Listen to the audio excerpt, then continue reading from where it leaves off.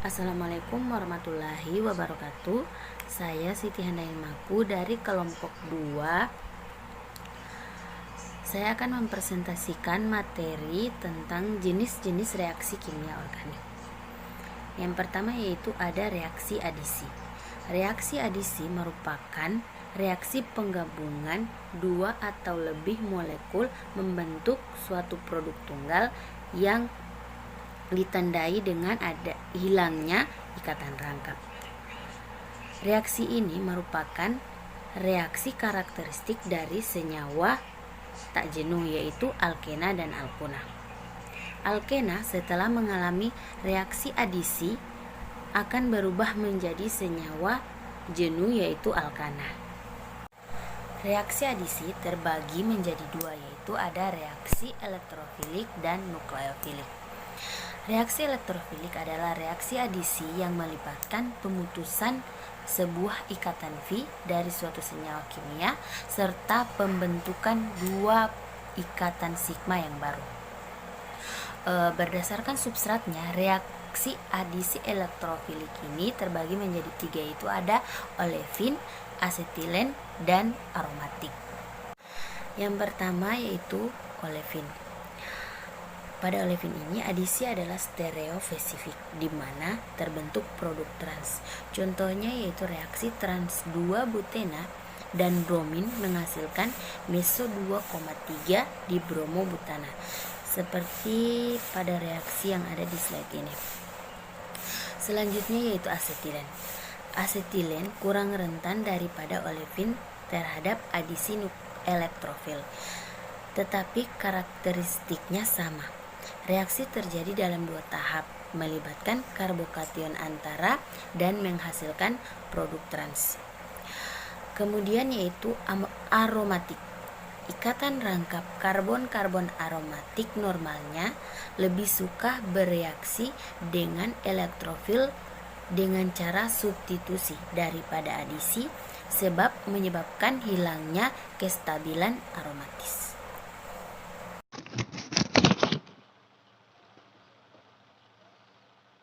Baiklah, perkenalkan saya Siti Romana SPK. Saya akan melanjutkan presentasi dari teman saya mengenai reaksi adisi nukleofilik.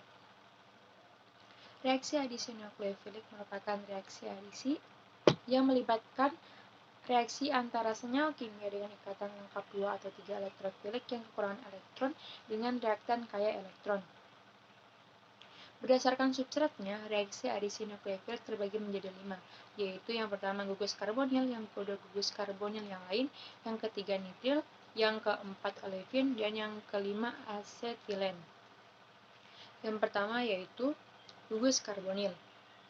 Tahap penentu kecepatan reaksi adalah adisi nukleofil. Sebagai contoh, bisa dilihat pada slide yaitu di mana CN- merupakan elektrofil kuat akan berikatan dengan atom karbon yang bermuatan positif, sehingga didapatkan ion alkoksida. Adisi disempurnakan oleh pengambilan sebuah proton dari pelarut. Skema penyempurnaan reaksi untuk adisi hidrogen cyanida ke keton di dalam larutan berair adalah sebagai berikut. Ion alkoksida tadi direaksikan dengan hidrogen cyanida, di mana atom hidrogen yang bermuatan positif akan bereaksi dengan oksigen yang bermuatan negatif, sehingga dihasilkan senyawa baru hidrosianida, dan dapat dikatakan bahwa hidrosianida merupakan hidroksida dan cyanida yang terikat pada atom yang sama. Meskipun nukleofil seperti ion cyanida mengadisi secara cepat ke gugus karbonil, tapi nukleofil lemah seperti air bereaksi sangat lambat, kecuali jika gugus karbonilnya telah diaktifkan oleh asam. Yang kedua yaitu reaksi adisi nukleofil pada gugus karbonil yang lain. Gugus karbonil turunan asam yaitu halida asam, anhidrida, ester, dan amida juga diserang oleh nukleofil, tetapi reaksinya disempurnakan oleh pelepasan gugus elektron negatif dan bukan oleh penambahan proton. Sebagai contoh, OH merupakan elektrofil kuat yang berikatan dengan atom karbon yang bermuatan positif, sehingga didapatkan kloroetana. Kloroetana direaksikan dengan klorida menjadi asam asetat. Kemudian asam asetat direaksikan dengan OH dan H2O menghasilkan oksidanil etena 1 diol. Yang ketiga yaitu nitril. Ikatan rangkap 3 karbon nitrogen dalam nitril diserang oleh nukleofil kuat, seperti ion hidroksida dalam air.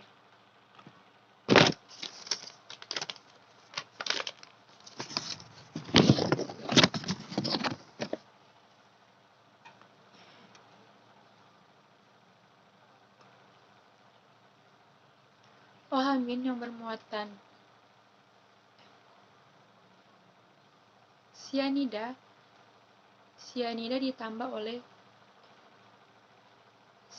ditambah OH menghasilkan 1 azaniliden etan 1 diol yang direaksikan dengan H2O, kemudian menghasilkan asam asetimidik.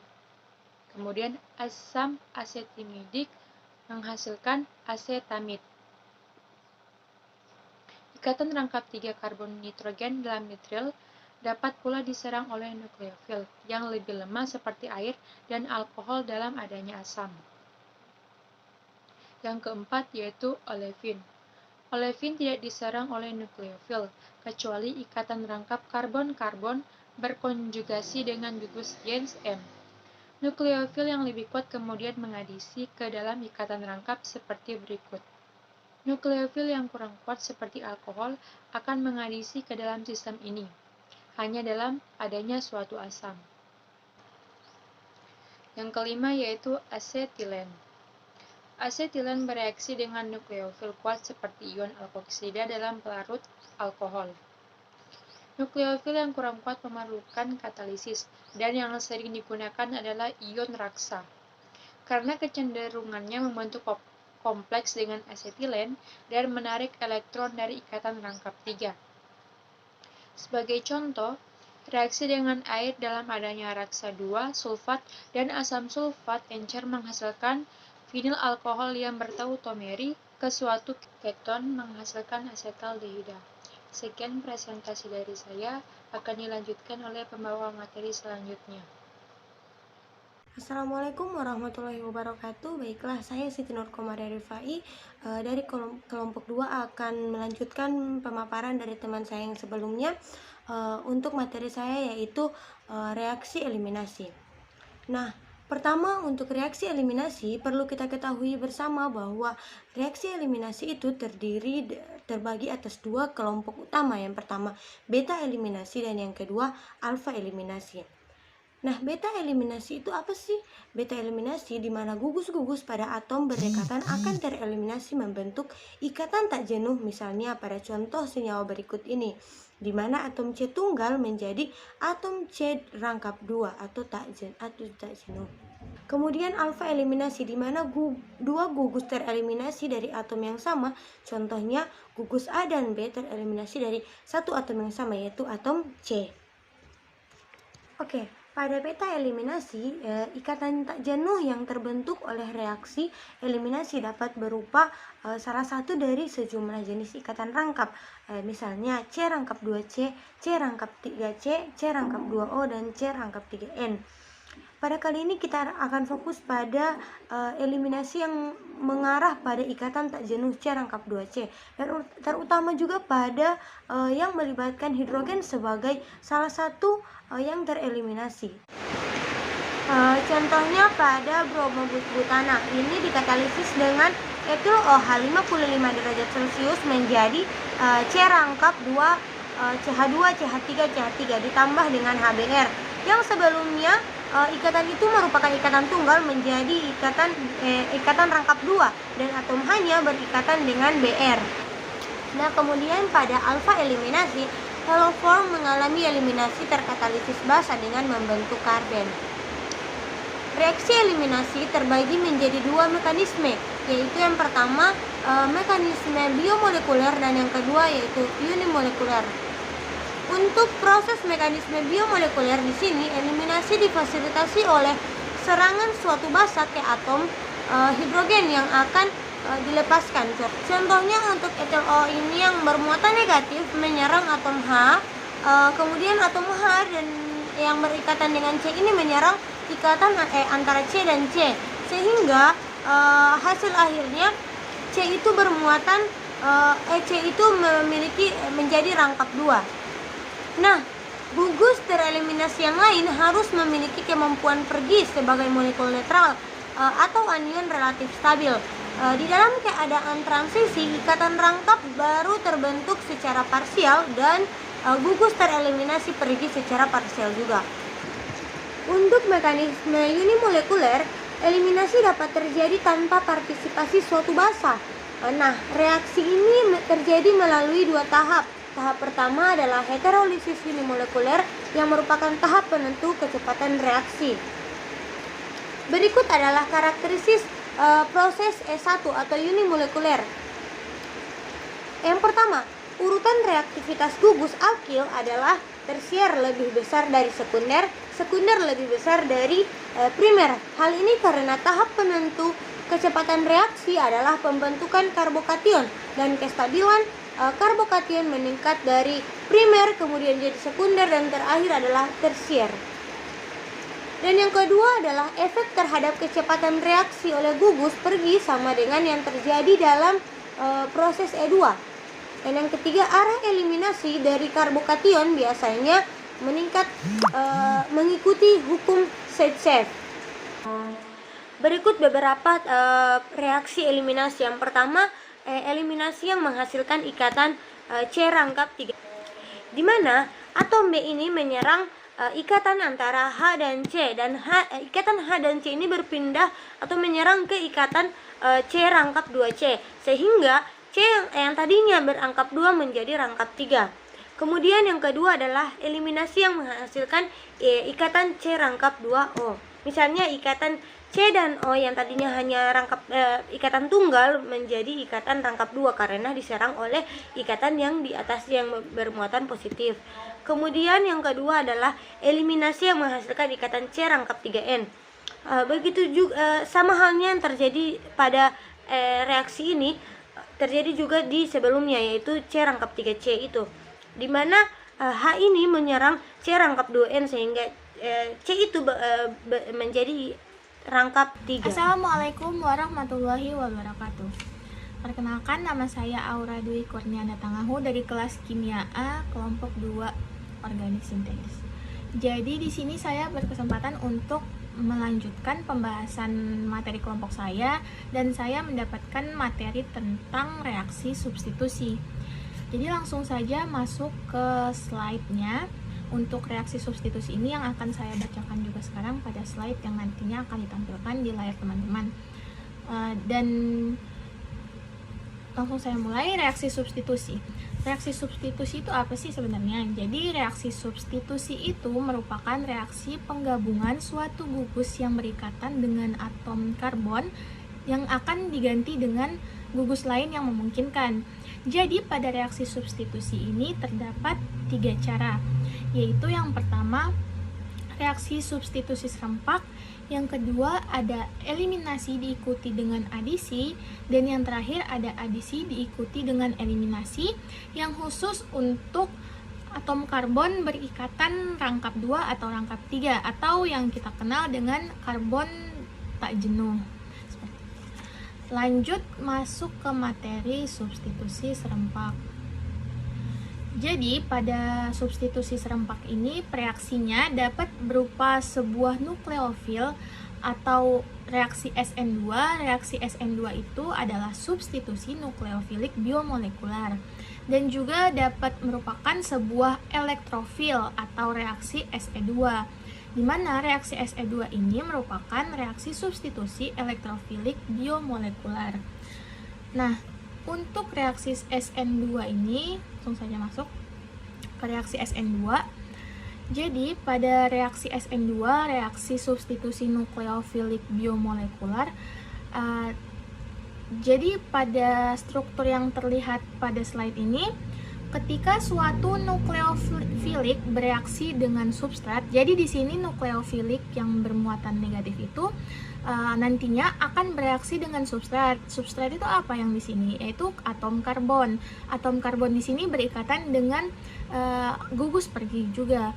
Nah, pada saat bersamaan, kenapa disebut dengan substitusi serempak? Karena pada saat bersamaan, saat nukleofilik menyerang si atom karbon ini atau berikatan dengan atom karbon, di saat bersamaan itu pula gugus pergi yang tadinya berikatan dengan atom karbon akan lepas.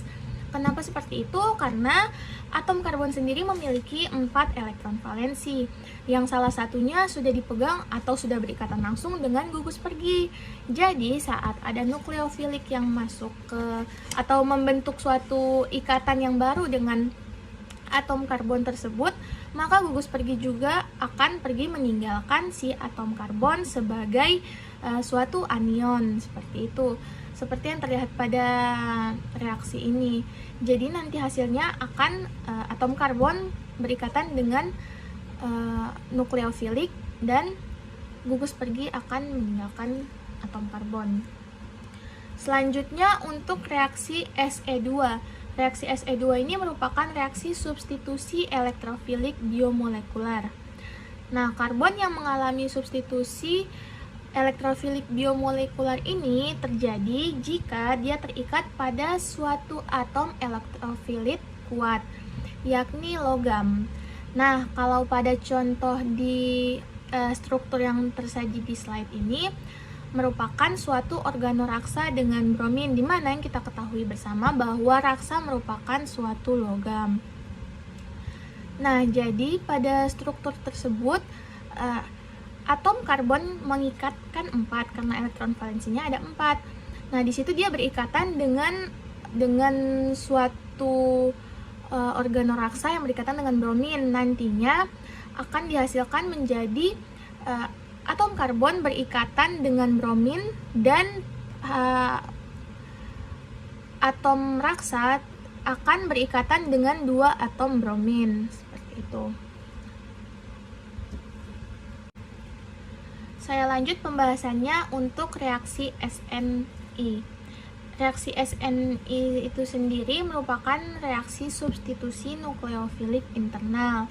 Jadi alkohol yang memiliki substituen aromatik akan bereaksi dengan, di sini pada contoh soalnya pada contoh reaksinya itu bereaksi dengan tionil klorida dan akan menghasilkan senyawa klorida yang sesuai dengan mempertahankan konfigurasi atom karbon yang tadinya mengikat hidroksil.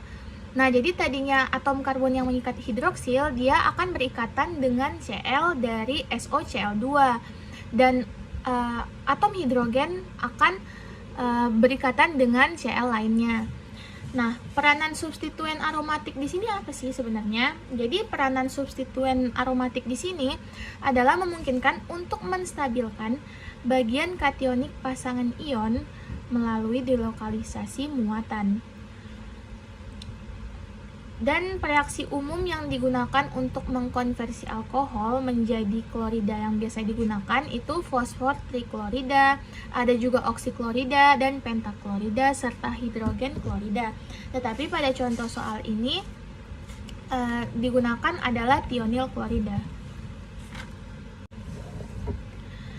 Baiklah teman-teman, saya akan melanjutkan pembahasan tentang eliminasi diikuti dengan adisi. Jadi jika suatu atom karbon yang terikat pada suatu gugus yang mempunyai kemampuan untuk pergi membawa pasangan elektron ikatan, maka suatu reaksi SNI akan terjadi.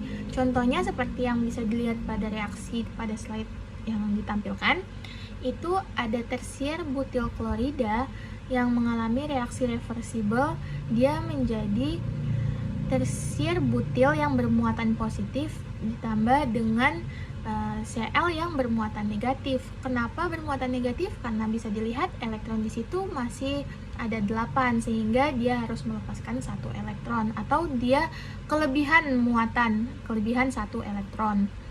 Lanjut ke reaksi yang di bawah, itu ada tersier butil yang bermuatan positif tambah H2O atau molekul air. Di situ akan menghasilkan tersier butil yang berikatan juga dengan OH, maksud saya H2O, di mana O di sini bermuatan positif. Nah, dan hasil akhirnya menjadi tersier butil yang berikatan dengan OH. Baiklah, yang selanjutnya akan saya jelaskan yaitu mengenai adisi diikuti dengan eliminasi. Nah, pada reaksi ini ada beberapa reaksi yang termasuk di dalamnya. Yang pertama ada substitusi nukleofilik pada karbonil. Jadi contoh reaksinya ada pada slide yang sudah ditampilkan. Nah, dan pada reaksi ini beberapa poin yang harus dicatat, yaitu adalah di antara turunan asam yang umum, urutan reaktivitas yaitu halida asam lebih reaktif dibandingkan dengan anhidrida, dan anhidrida lebih reaktif daripada ester, sedangkan ester lebih reaktif daripada amida. Jadi yang paling reaktif di sini adalah halida asam. Yang selanjutnya yang perlu diingat yaitu oleh karena jalan menuju keadaan transisi mengemban muatan negatif, maka kecepatan reaksi meningkat oleh keberadaan substituen penarik elektron dan menurun oleh keberadaan substituen pendorong elektron.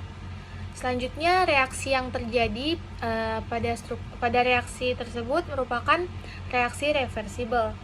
Posisi akhir kesetimbangan dalam banyak kasus terletak ke salah satu sisi. Selanjutnya yaitu substitusi nukleofilik pada karbon aromatik. Nah, benzena dan turunan halogennya seperti etilena dan vinilhalida adalah inert terhadap nukleofil dalam kondisi normal. Pada kondisi yang lebih keras akan mengarah kepada substitusi. Sebagai contohnya yaitu pada reaksi fenilklorida yang diberi tekanan dan pada suhu 350 derajat Celcius dengan diberikan basa berupa NaOH, natrium hidroksida, nantinya akan menghasilkan fenil hidroksida. Nah, reaksi ini itu terjadi melalui adisi nukleofil ke dalam cincin aromatik yang menghasilkan spesies antara anionik yang mengandung energi yang lebih tinggi daripada reaktan dan kehilangan energi kestabilan resonansi yang lebih besar daripada energi delokalisasi muatan negatif.